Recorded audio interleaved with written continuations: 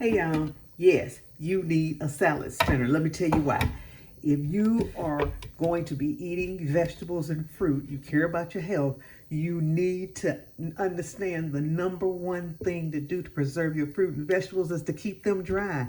So you put your vegetables or your fruit in here and you spin them. And this is where everybody stops after they spin them.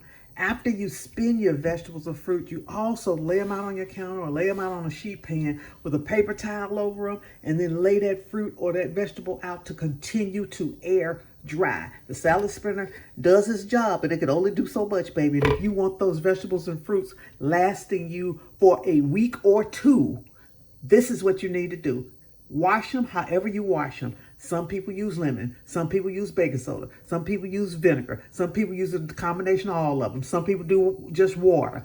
Do it however you do it. Wash them. Put them in the spinner.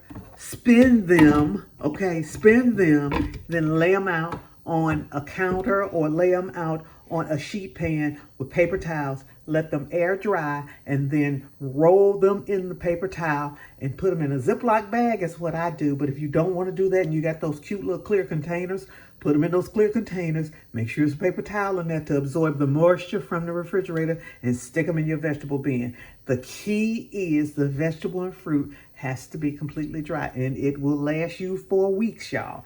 As we head into the new year, I want to encourage y'all to get y'all a salad spinner. To me, it is one of the most important tools you need in the kitchen. It's right around the cast iron skillet, and to me, even before a good night, a salad spinner. I'm Val Taylor. I'll see y'all on the next video. Y'all go out and make it a great day. Bye now.